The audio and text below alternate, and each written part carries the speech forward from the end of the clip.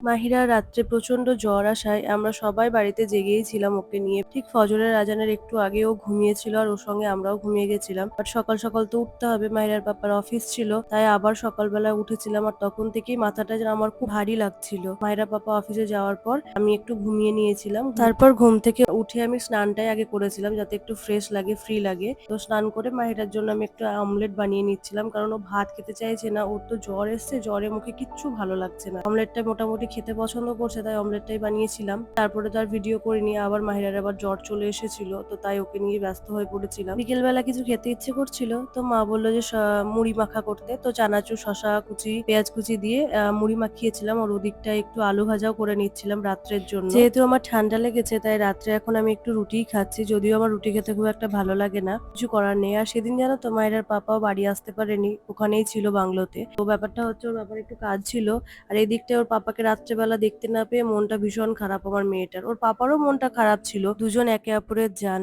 রাত্রেবেলা বাবা মেয়ে দুজনেরই মন খারাপ। তারপর যা হোক অনেক রকম করে ঘুম পাড়িয়েছিলাম, হঠাৎ দেখি আবার 1টা 1:30টার দিকে ঘুম ভেঙে গেছে, পাপা পাপা করে কান্না করছে। তাই আমি ভিডিও কল করে বাবার সঙ্গে একটু কথা বলিয়ে নিয়েছিলাম, তারপরেই ও শান্ত হয়েছিল।